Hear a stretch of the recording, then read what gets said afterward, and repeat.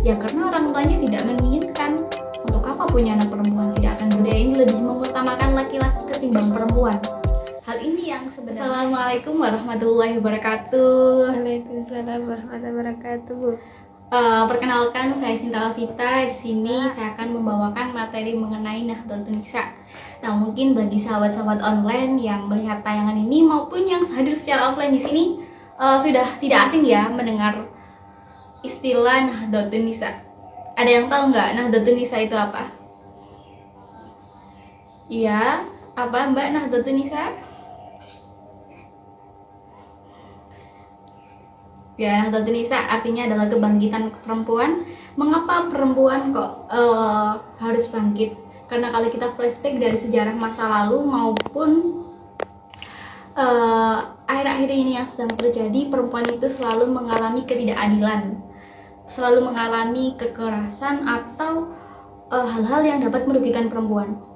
Contohnya pada masa lalu, jika kita melihat dari masa Romawi, masa Yunani kuno, masa Yahudi, perempuan selalu ditindas. Perempuan hanya dijadikan sebagai budak pemuas nafsu dan kehadirannya itu tidak dianggap sama sekali. Bahkan saking rendahnya perempuan, ia lebih rendah daripada seorang budak laki-laki. Sudah bisa dibayangkan ya bagaimana terkait dengan perempuan waktu itu. Bahkan pada zaman jahiliyah, bayi perempuan yang lahir itu dikubur hidup-hidup, sahabat-sahabat. Kenapa kok dikubur hidup-hidup? Ya karena orang tuanya tidak menginginkan. Untuk apa punya anak perempuan? Tidak akan berguna nantinya untuk saya. Nah, ini pemikiran yang sangat salah sekali jika menganggap perempuan itu lemah. Karena perempuan juga sama-sama makhluknya Allah, hambanya Allah. Dan kita sebagai manusia haruslah memuliakan manusia yang lain, memanusiakan manusia yang lain. Nah, contoh bentuk-bentuk atau jenis-jenis dari ketidakadilan yang terjadi pada perempuan ada subordinasi. Jadi subordinasi ini dibatasinya peran atau gerak perempuan. Contohnya saja dalam budaya kita, yakni orang-orang masih terjerumus atau masuk ke dalam budaya patriarki, di mana budaya ini lebih mengutamakan laki-laki ketimbang perempuan. Hal ini yang sebenarnya harus kita benahi. Contohnya saja kayak gini, untuk apa sih perempuan itu sekolah tinggi-tinggi, atau ujungnya nanti di dapur? Untuk apa sih perempuan itu sekolah tinggi-tinggi, atau nanti ujungnya ya hanya mengurus anaknya, mengurus suaminya, cukup berdandan saja di dalam rumah, tidak perlu action atau gerak keluar. Perempuan itu kodratnya memang harus ada di dalam rumah, melayani suami dan anak. Terus ada lagi anggapan jangan sekolah tinggi-tinggi, nanti sulit mencari jodoh. Anggapan-anggapan ini salah. Mereka berpikir bahwa para wanita jika bersekolah tinggi, laki-laki akan tersaingi. Padahal bukankah wanita yang berpendidikan tinggi juga memiliki pemikiran bahwa harus menghargai pasangannya sendiri. Nah, bentuk ketidakadilan yang lain ada kekerasan terhadap perempuan. Nah, sering kita jumpai pada sekarang ini atau di sekitaran kita banyak kekerasan terhadap perempuan, yakni seperti KDRT, kekerasan dalam rumah tangga, seperti kasus atau viral hal-hal yang tetangga kita mungkin tidak mau speak up karena alasan takut kepada suaminya. Nah, sehingga hal ini tuh perlu kita benahi, sahabat. Contoh kekerasan yang lain seperti misalnya pelecehan seksual, pornografi. Juga pelecehan seksual ini akan mengakibatkan mental dari si korban atau si perempuan ini terganggu. Oleh karena itu, marilah kita sebagai perempuan untuk bangkit dari kekerasan terhadap perempuan. Bentuk ketidakadilan yang lain yakni ada beban ganda. Jadi beban ganda ini perempuan selain mengurus rumah tangga, ia juga harus mengurus melakukan pekerjaan rumah.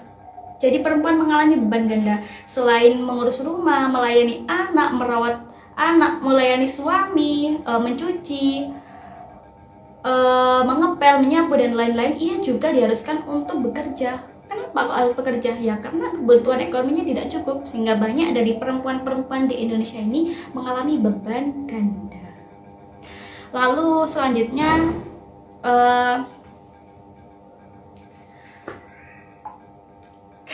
ketidakadilannya lain yang dialami oleh perempuan itu ada stereotip. Jadi stereotip ini pelabelan negatif pada perempuan. Jadi perempuan itu dianggap sebagai makhluk yang lemah, yang ngecengeng, yang pasrah dengan keadaan, yang tidak dapat bangkit. Nah, anggapan-anggapan yang seperti itu membuat atau menyulitkan perempuan, sehingga hal ini perlu kita benahi. Nah, jika perempuan sudah keluar dari anggapan seperti itu, maka perempuan dianggap menyalahi kodrat. Perlu kita garis bawahi bahwa kodrat perempuan adalah menyusui, melahirkan, dan juga menstruasi. Selain itu, berarti bukanlah kodrat sifat cengengnya, lemah lembutnya, tutur katanya yang lemah lembut, itu bukanlah kodrat. Itu adalah ciri khasnya. Namun meskipun begitu, jika perempuan keluar dari hal itu, maka ia dapat menjadi atau melakukan hal-hal yang bisa dilakukan oleh laki-laki. Karena perempuan juga berhak mendapatkan hak-hak yang sama seperti yang didapatkan oleh para laki. Selanjutnya, ketidakadilan yang lain ada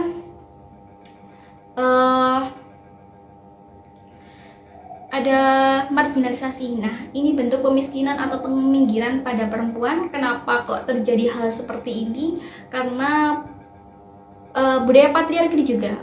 Jadi gerak perempuan itu dibatasi, dipinggirkan. Alasannya perempuan itu tidak akan bisa karena terlalu menggunakan emosionalnya, menggunakan irasionalnya. Jadi perempuan tidak bisa untuk bergerak sama seperti yang dilakukan oleh para lelaki. Mungkin itu dari kekerasan atau ketidakadilan yang dialami oleh para perempuan. Lalu apa yang harus kita lakukan agar hal tersebut tidak terjadi? Ada 3 pilar para sahabat-sahabat itu yang harus kita pegang teguh untuk menjadi dasar kita dalam bergerak. Yang pertama ada al-huriyah, yakni kebebasan, kemerdekaan. Nah, perempuan harus bebas terlebih dahulu. Bebas dari apa? Dari kebodohannya, dari kemiskinannya, dari dalil-dalil taklil yang mengurung perempuan, dari hal-hal yang mengurung perempuan. Jadi perempuan itu harus mengamalkan ilmunya seluas-luas mungkin, para sahabat-sahabati. Lalu yang kedua ada keadilan. Jadi adil dalam berpikir dan juga bertindak. Ini merupakan representasi dari aswajanya PMII, yakni menggunakan manhajul al-fikr dan manhajul al-harokah. Jadi selain menggunakan metode berpikir, kita juga menggunakan metode bergerak. Mengapa kok harus keduanya? Adil dalam keduanya. Karena kalau kita berpikir saja tanpa bergerak, ya gimana ya? Kalau bergerak saja tanpa keadilan, ya juga gimana? Jadi keduanya juga harus diimbangi, harus adil dalam berpikir dan juga bergerak. Sehingga akan menciptakan pola perubahan sosial, kultur sosialnya itu lebih baik lagi, mengikuti jalan kebenaran. Jalan kebenaran, jalan yang seperti apa? Yakni jalannya Rasulullah dan juga para sahabat. Selanjutnya ada kesetaraan. Nah, kesetaraan ini adalah di mana laki-laki dan perempuan memiliki hak yang sama untuk mengakses ruang publik. Jadi dalam mengamalkan ilmu seluas-luasnya, perempuan dan laki-laki memiliki hak yang sama. Jadi antara ketiga pilar ini saling berkaitan, baik dari kesetaraan, keadilan, dan juga pembebasan. Ketika seseorang telah bebas dari kebodohannya, maka ia dapat berpikir dan bertindak secara representasi dari aswaja sendiri. Selanjutnya, maka jika sudah adil dalam bergerak dan bertindak, maka perempuan ini akan bisa mewujudkan atau melakukan hak-hak yang sama dan memiliki hak-hak yang sama, akses yang sama kepada publik dalam mengamalkan ilmu yang seluas-luasnya. Nah, sebenarnya tugas dari Nahdlatul Nisa itu apa sih? Nah, kita kan sebagai makhluk hambanya Allah, tugas kita adalah khalifah fil ard, yakni agen perubahan moral. Bagaimana caranya? Ya, caranya dengan dimulai dari diri kita sendiri. Bagaimana kita bersikap. Jadi antara kita itu bagaimana sikapnya. Penting bagi kita untuk menata pikiran, hati, dan juga syahwat atau seksualitas dalam diri kita. Kalau semuanya telah terkontrol dengan baik, maka akan menciptakan tatanan yang baik. Tatanan yang baik, maka kita akan menciptakan budaya-budaya yang baik di dalam diri kita sendiri. Nantinya akan berimbas kepada keluarga kita, lingkungan kita, masyarakat kita, bangsa, dan bahkan negara. Ketika hal tersebut telah baik sesuai dengan tatanan yang ada, sesuai dengan norma dan yang ada, maka akan menciptakan keadilan dan kemakmuran. Karena dari Khalifah Fil Art akan menciptakan akan menciptakan amar ma'ruf nahi munkar. Jika amar ma'ruf nahi munkar, maka akan menciptakan keadilan dan kebenaran. Amar ma'ruf nahi munkar kan mengajak kebaikan dan mencegah kemungkaran. Ketika hal tersebut telah dilakukan, maka akan menciptakan kehidupan yang damai dan makmur, adil dan makmur. Nah, penting tambahan lagi sahabat-sahabati yang menonton secara online maupun sahabat-sahabat yang hadir secara offline di sini, bahwa penting bagi kita untuk melakukan gerakan kita di dalam sosioekonomi sekarang itu. Kita penting sekali untuk melakukan advokasi pembelaan kebijakan publik, karena sekarang kan banyak isu-isu yang berterbangan. Kita mengawal gerakannya. Nah, adanya kecanggihan teknologi saat ini kita manfaatkan dengan baik dengan mengawal gerakan kita pada media sosial. Bagaimana caranya? Ya, kita aktif dalam media sosial,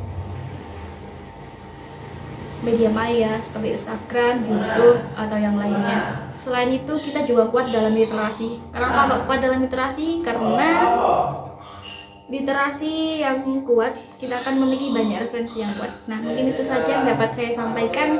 Mungkin dari sahabat-sahabat yang hadir secara online juga offline ingin bertanya, dipersilahkan. Saya Ya, silahkan Mbak. apa bedanya Nahdlatul Nisa dengan gender? Terima kasih atas pertanyaannya. Ya.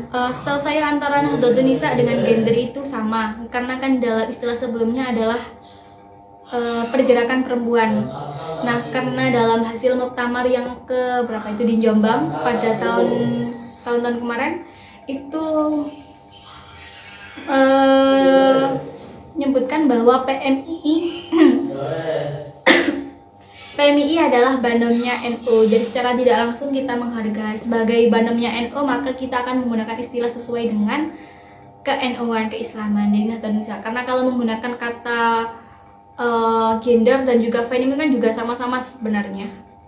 Cuma kita lebih ke Nahdlatul Nisa untuk mengemas istilahnya saja. Intinya perempuan juga harus bangkit dari hal-hal yang membuatnya tertindas, ikut bergerak, menjadi garda terdepan dalam berjuang bagi perempuan-perempuan yang lain, baik dia dalam organisasinya sendiri maupun di luar kepada masyarakat. Bagaimana Mbak? Mungkin ada tanggapan atau? Ini sudah cukup jelas dengan jawaban yang singkat dan sudah menjawab dari pertanyaan saya. Alhamdulillah, terima kasih. Mungkin dari sahabat-sahabat yang lain yang ingin bertanya dipersilahkan ya. Sudah tidak ada yang ingin ditanyakan, kita akhiri ya kalau begitu.